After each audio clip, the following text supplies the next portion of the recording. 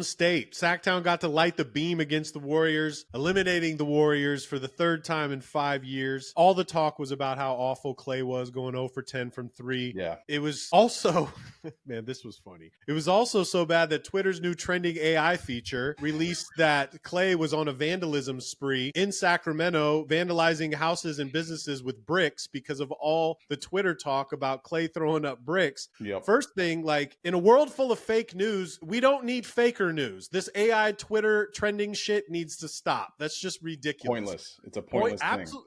Just what happened to journalism, dude? Figure out what happened, make your points, but we don't need AI coming up with Klay Thompson is roaming the streets of Sacramento throwing bricks through people's windows. I hate it. Look, that was an awful game. And I want to talk more about Klay here in a minute. It was a really bad game. And Sacramento came out and kicked their ass. That's just basically the bottom line of what happened. But there's more questions that I have than about like the Golden State loss. Like the question is, you know, is this the end? Like, is this the end? Is this the end of one of the greatest dynasties in NBA history? Is it the end of one of the greatest threesomes? No Diddy, but best threesomes to ever happen. You know, is this the end of Klay Thompson being a Warrior? These are the bigger questions that we need to ask, because Steph is 36 and not getting any younger. Klay is obviously no longer two-way Klay. We've talked about Klay and we've talked about Draymond all year. So this isn't any shocking news, but you know, is this the end of the dynasty? And I think it is. All great things run its course, right? And it's blatantly obvious. The writing's been on the wall for the past 2 years, especially with Draymond. And you and I have covered this extensively, like extensively. The highs and lows of Klay Thompson. Yes, we love Klay Thompson. We don't like talking bad about Klay Thompson, but 0 for 10 in a knockout game, it's a big deal. And if you're not producing, you're not producing. And if Draymond is going to keep going with the antics, the shit ain't been the same since Jordan Poole. We all know this. And I don't want to spend a lot of time talking about Draymond. It's more about having to keep Steph, right, for these next 2 or 3 years where he's still performing at, and not necessarily an MVP level, but an all NBA level. He's a top 10, top 5 player in the NBA, and you're going to have to surround him with talent. And honestly, I don't think their young talent is bad. I like Pods. I like the progress of Kuminga. I like Jackson Davis. I think they really have some pieces, but it's more of, you know, I think that things run its course. And I think by the way that Klay Thompson walked off the court in Sacramento, I got chills saying this, man, because I think there's a lot of beauty in defeat.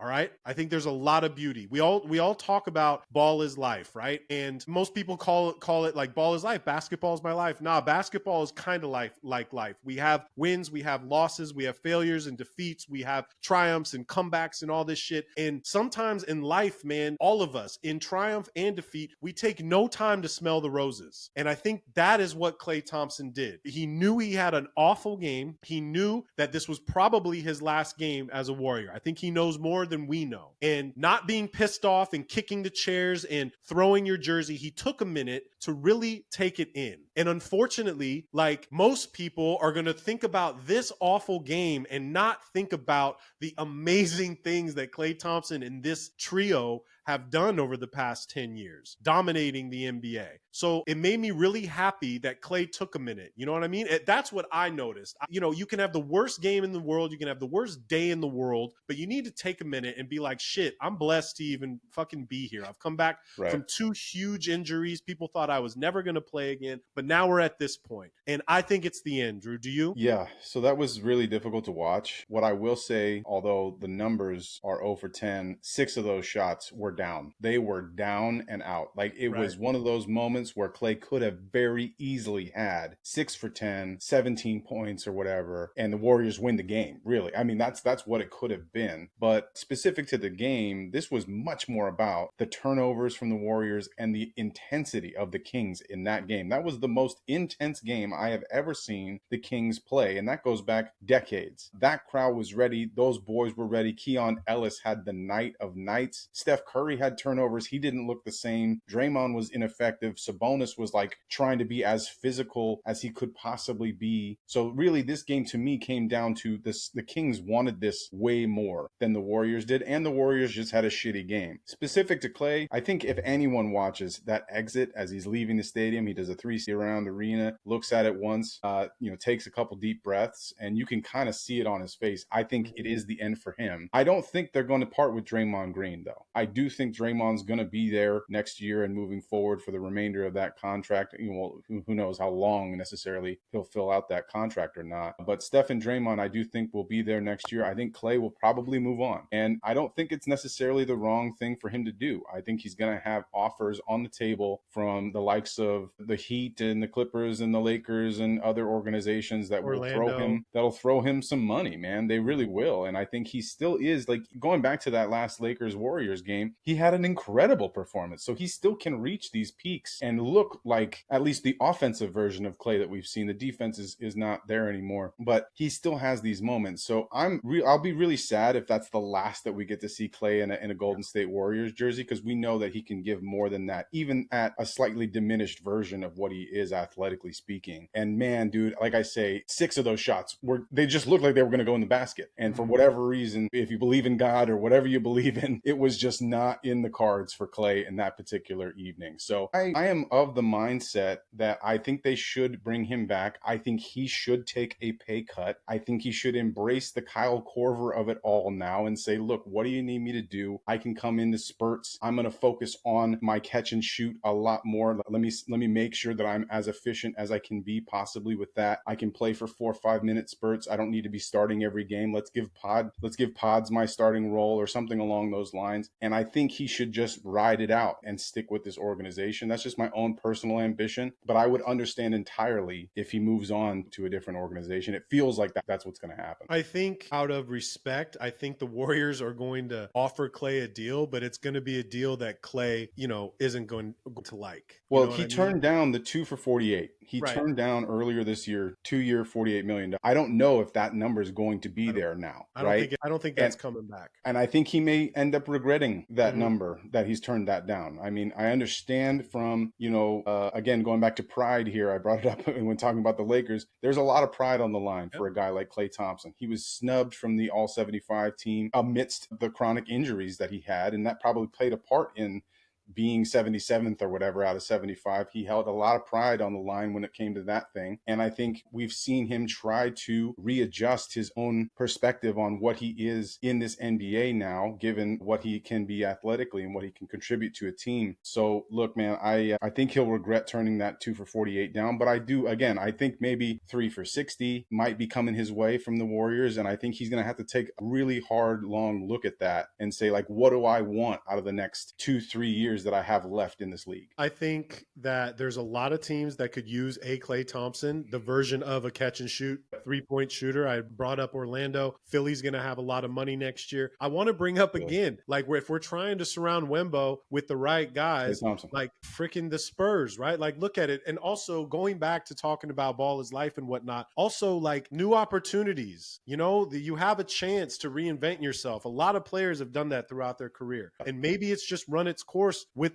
the Warriors. Everybody wants to stay with the team that they were drafted by their whole career, but most of the time, 90% of the time, it doesn't work like that. And there is a respect factor that, Klay deserves this amount of money and whatnot, but you're still trying to build a team. Again, you and I have done this so many times. We've talked about Klay Thompson and building another championship team. It's the same thing with Luka and with Kawhi and with Embiid. You have a small window, man, to really make this shit work. And honestly, you brought it up when you were talking about the effort of Golden State. I think Steph is kind of over this year too. Like, I just think they've kind of it's over. They know that they don't have enough to win a championship, and maybe their heart just wasn't in it this year. And when your heart's not in it, that means that there needs to be changes to be made. And it's not bad changes like, oh shit, we got to get rid of Klay Thompson. It's more of, man, let's send Klay like they did with Russell Westbrook and whatnot. Maybe a sign and trade or something like that they could do to send Klay to where he wants to go. Maybe it's the Lakers. You've always wanted a guy like Klay Thompson that can stand in the corner and hit those threes. Maybe LA is the next place for him, but I think we both agree that it's a wrap for him. I think Draymond should go too, though, Drew. I do. I think that's over too, because it's not the same without Klay there. Right. No, I understand that, but I think trading Draymond Green is a much harder task than letting Klay Thompson go in free agency. That is a very easy thing to do. I mean, it might not be emotionally easy, but it's like, okay, fine. Like, he's going to go take a better deal with more minutes, more money, all that good stuff, that's fine. It's hard to find a landing spot for Draymond Green with all the antics. I just truthfully believe that. I don't know how many teams, we've talked about that a lot as well. I don't know how many teams look at him. That's what we need. Let's take 3 years, $75 million and this problem in our locker room, potentially problem in our locker room. So I do think Dre will stay. I think, unfortunately, I do think Klay will go. I'd be very happy to have him as a Laker. We could use him very much, I think. And obviously the legacy of his dad being a Laker legend and all that good stuff is definitely true as well. So I think it would crush our boy Crompton to see Klay wear the purple and gold, but I would definitely welcome him with open arms. It's going to be really weird to see him in a different jersey if that's how it all rolls out. It wouldn't be the first time though, Drew. It happens all the time. You know what I mean? No, yeah, it does. It definitely does. Seeing Blake in a Detroit Piston uniform was like the worst. It's like, this doesn't work. Seeing Patrick Ewing in a Sonics uniform, that shit doesn't work. Seeing Vince Carter, in another jersey, it does, but it happens, man. You're a god one day, and then you're a commodity, dude, a tradable commodity the next. And Hakeem on the Raptors. Hakeem, a Raptor. That shit doesn't look right at all. Shaq on the Suns? What are you talking about? Shaq had like 6 of those. Shaq had like 6 versions of that. I know. I think Shaq would look back and be like, you know what? Probably should have called it after Phoenix. Probably should have just called it after. Nobody needs to see me in a Cavs or a Boston Celtics. The Celtics one crushed me, obviously, for very obvious reasons. But yeah, I think Klay is like Steph, one of the most universally loved players and liked players. People really like Klay Thompson, minus people in Memphis probably, or whatnot. I think the Golden State Warriors are going to do him right, and I hope that Klay can find a new home. And we're talking like he's already gone. They might give him the bag and keep him. I don't know. I don't think it's predetermined yet. The writing, based on body language, everything that we're talking about, and payroll, obviously we have to bring that up. The Warriors are going to have a lot of money going out next year. It does feel like he's gone, but there is a real chance that he